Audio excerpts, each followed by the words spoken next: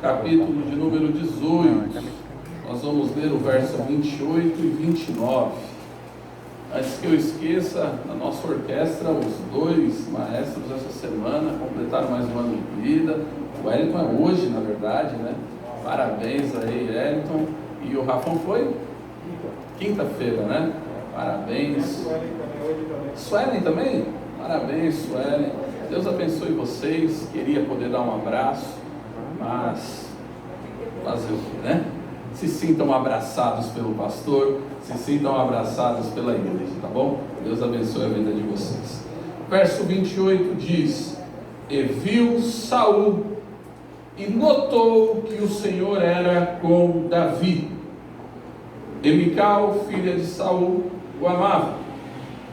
Então Saul temeu muito mais a Davi, e Saul foi todos os seus dias inimigo de Davi. Pai amado, Deus querido, neste momento nós vamos falar da Tua Palavra. Eu vou transmitir à igreja aquilo que Tu colocou no meu coração, e eu tenho certeza que sairemos daqui abençoados por Ti. Pai, eu te peço neste momento, abençoe o Teu servo e a Tua serva, que no meio dessa crise, que no meio dessa pandemia, resolveu vir à Tua casa te adorar.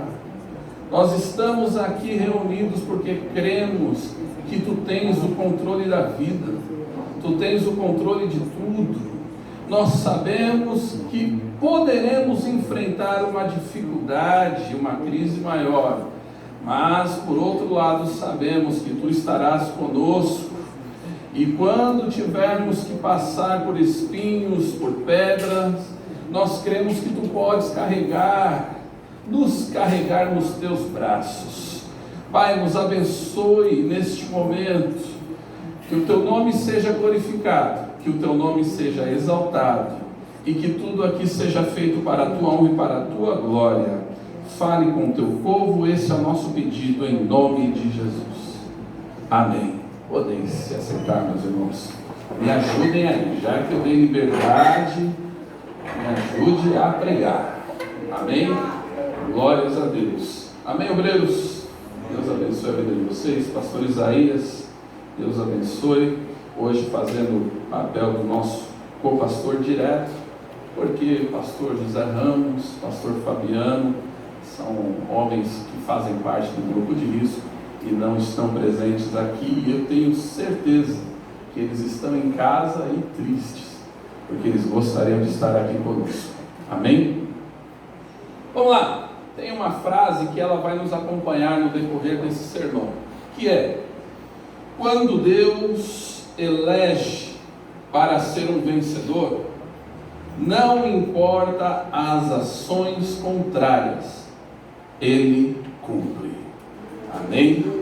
Vou ler novamente. Quando Deus elege para ser um vencedor, não importa as ações contrárias, vírgula, Ele cumpre. Glórias a Deus. Agora deixa eu te falar uma coisa. Deus, Ele não elege grandes, Ele não elege os melhores. Normalmente Deus escolhe os pequenos, o capacita e o honra. Entenda isso. Isso tem que fazer parte da nossa vida. Deus, quando chama, Ele não chama os grandes, os capacitados, não. Ele chama os pequenos, e a este Ele capacita e honra. Quando Ele escolhe Davi, Ele tira Davi de trás das malhadas. Não era das melhores ovelhas no âmbito comercial, não. Era daquelas que ninguém queria. Ele estava lá no fundo, lá escondidinho, onde ninguém ia. Era lá que Davi estava cuidando das malhadas. Mas Deus o escolheu e fez de Davi um grande homem. Mas quando o escolheu, ele era pequeno, não tinha honra nenhuma, esquecido até pelo seu pai. Mas enfim, Deus, quando escolhe, Ele honra e capacita. Glorifique ao Senhor por isso. No capítulo 17, no verso 25, nós vamos ver que Saul havia prometido sua filha, riquezas e outras bênçãos para aquele que derrotasse o gigante Golias, naquela batalha tão conhecida por todos. Lembra que as batalhas nessa época, elas eram realizadas entre o confronto pessoal, direto, para se evitar o derramamento de sangue de uma forma grandiosa. Então se elegia o melhor guerreiro de um lado e o melhor guerreiro do outro. Ambos desciam ao campo de batalha e aquele que o derrotasse, o seu exército era o vencedor. E estava então o representante dos filisteus ali, o gigante Golias. Mas do lado do povo de Israel até então não havia descido ninguém. Grandes homens estavam à frente do exército, porém nenhum deles desceu para a guerra. Então entra a figura deste menino, entra a figura de Davi, aquele pequeno, mas que foi escolhido, aquele que não tinha capacidade, mas que Deus ia capacitar, aquele que não tinha honra nenhuma, mas que Deus iria honrar. Mas eu não quero falar especificamente dessa batalha, e sim, nós vamos tratar de outras questões que envolvem essa batalha. Por exemplo, a promessa que o rei Saul fez àquele que vencesse aquele gigante. Davi foi e venceu. E então, o que o rei deveria fazer? Cumprir a sua promessa. Mas ele não cumpre a promessa. Saul, então, ele começa a ter um receio pela vida de Davi. Como o texto mesmo vai dizer ainda no capítulo 17. Por quê? Porque toda Israel, toda Judá amava Davi. E o rei Saul olhava para ele como uma ameaça. E então o rei Saul faria tudo para frear aquele jovem que já tinha caído na graça de todos. Então, nós voltamos a repetir aquela frase que nós falamos no começo. Sabe por quê? Porque Saul não sabia de uma coisa: quando Deus elege para ser um vencedor, não importa as ações contrárias, Ele cumpre. Saul não sabia disso. Quando Saul vê que aquele menino caiu nas graças do povo e se torna uma ameaça a ele como rei, pensa, a mídia, vamos colocar assim, toda voltada a um garoto, esquecendo do rei. Pensa que era isso que estava preocupando. De repente, um menino, um adolescente, chama mais a atenção do povo, ser mais amado pelo povo do que o próprio rei. Isso trazia preocupação. E Saul então começa a agir no intuito de acabar, destruir com a vida deste que foi eleito por Deus. Aleluia. O inimigo vai se levantar contra a sua vida, é fato, mas Deus está cuidando de você. Nenhum mal vai chegar até a tua vida. Olha só, no verso 17, nós vamos ver Saul, deixa eu abrir aqui, no verso 17 do capítulo 18, nós vamos ver Saul falando sobre a promessa. Não estava cumprindo, estava falando sobre a promessa. E ao mesmo tempo, armando contra a vida de Davi. Ao mesmo tempo que falava, Verso 17: pelo que Saul disse a Davi: eis que Merabe, a filha mais velha, te darei por mulher, sê somente filho valoroso, e guerreie as guerras do Senhor, porque Saul dizia consigo: não seja contra ele a minha mão, mas sim a dos filisteus. Ou seja, ele está falando sobre a promessa, mas ele não está querendo entregar de fato a sua filha para cumprir parte da promessa que ele havia feito. Ele está querendo sim armar um laço, um plano contra a vida desse jovem. Ele pensa: eu não posso sujar as minhas mãos. Ele já caiu na graça do povo. Eu preciso dar um jeito de entregá-lo aos filisteus, e este sim fazer o serviço por mim. É assim que acontece, meus irmãos. O inimigo arma planos contra as nossas vidas. O verso seguinte, o verso 18, vai trazer algo maravilhoso, uma posição, um posicionamento de Davi fantástico, que ele diz a Saul: quem sou eu? E qual é a minha vida? E a família de meu pai em Israel, para vir a ser genro do rei? No verso 18 que nós acabamos de ler, nós vamos ver Davi sendo humilde, agindo com uma humildade, demonstrando ao rei que ele não era digno de ser genro do rei. Humildade. Por mais que este jovem sabia da unção que ele tinha na vida dele, por mais que esse jovem sabia o que já tinha enfrentado, já tinha matado o urso, o leão, já tinha matado o gigante, ele permanecia humilde. Aleluia. Falando ao rei: quem sou eu? Eu não sou de uma família tradicional, eu não tenho recursos financeiros. Quem sou eu? Eu não sou digno de ser genro do rei. Esse era Davi, demonstrando uma humildade fantástica. Só que o inimigo se aproveita dessa humildade de Davi. E o verso 19 vai nos mostrar que Saul, então, no tempo oportuno, o que ele faz? Ele entrega a sua filha mais velha para casar-se com Adriel,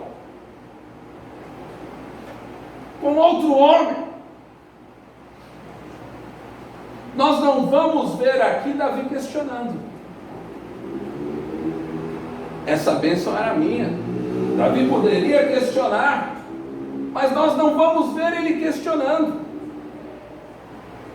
Nós vamos ver ele continuar tocando a vida, porque ele sabia muito bem que o que teria que acontecer, iria acontecer, porque Deus estava no controle da sua vida. Esse é o grande problema atualmente de todos nós. Nós temos promessa, nós sabemos que Deus tem poder de fazer, de cumprir, mas diante das circunstâncias, nós começamos a ficar preocupados. Será que vai acontecer mesmo? Não, preciso resolver isso. A bênção era minha. Que história é essa do rei entregar a minha esposa para outro homem? Quantos hoje você conhece que vão tirar satisfação, que vão tentar resolver no braço, que vão tentar resolver do seu jeito?